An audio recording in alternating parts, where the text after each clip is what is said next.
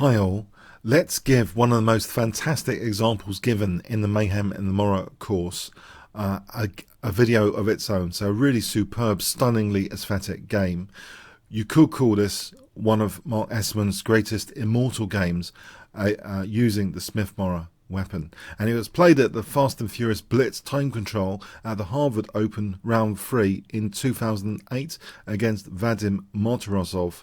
So Marc Esserman playing white. Just as a recap though, the course which you might want to check out, Mayhem in the Morra, the course code is there. So this is covered in detail in the chapter The King in the Windy City, Chicago Defense. So it's a lot of detailed variations about this wonderful game we're about to see. So let's have a look now.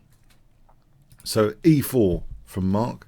Vadim plays the Sicilian Defence, of course. So we enter the Smith-Morra with e6 and a6.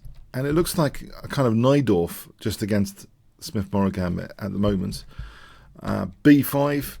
And this usually has the perk of bishop b7, but here black first wants to put a rook outrageously to d7.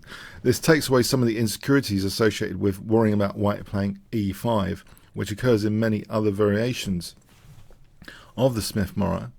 So the so-called Chicago Defence, I always found it curious when people played this, where did they get this outlandish idea from?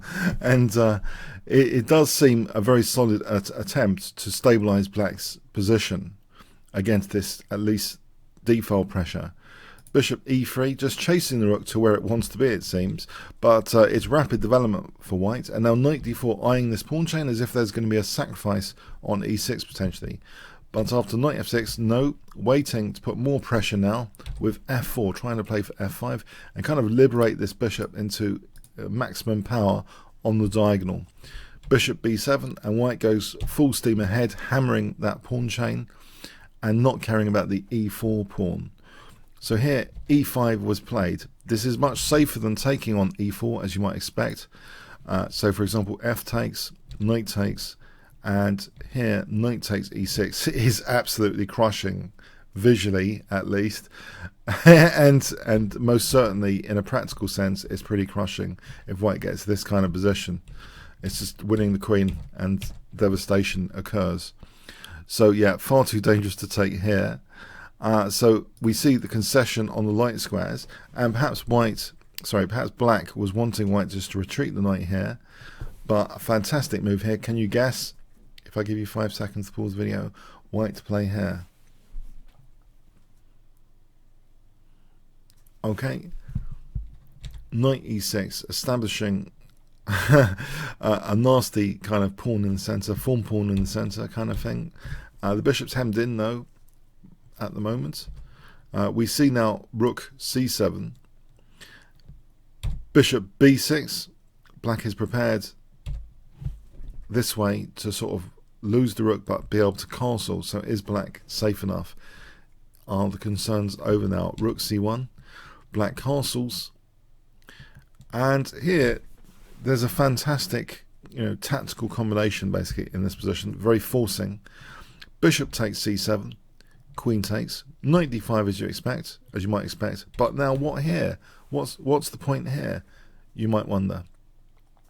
There's a fantastic point which is based on this bishop on this diagonal, really beautiful forcing move sequence in this position.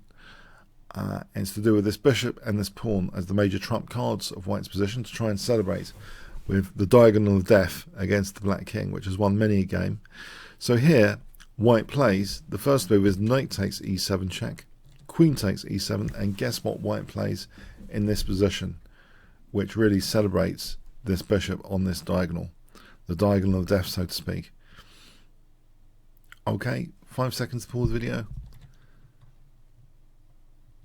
Okay, rook c7, yes, trying to unblockade the pawn in style with this powerful discovered check. We see queen takes. If, for example, queen e8, then e7 check is pretty devastating. For example, here, just taking off this bishop, taking here, white's absolutely winning this. This is a crushing example continuation here. So we see queen takes, e7 check, d5, bishop takes d5 check. Now if the knight takes, then e takes, or rook takes as mate, we see bishop takes d5. On king h8, of course, that fails miserably to e takes f8 check, and queen takes g8. So bishop takes d5, queen takes d5 check, wonderful stuff. Knight takes, again, mating black. We see rook f7. And now, the beautiful move, not e8, because then knight takes e8, and black's winning, but queen d8 is a real pain here. Absolute pain. That hook of the pawn is fully used and celebrated. Queen takes d8, e takes d8, and the game ended here. Black resigned. If it continued, for example, rook f8, queen c7, knight bd7, rook d1, and white can chip off these pawns on the queen side, 2-0 pawn majority on the queen side. This is going to be absolutely winning.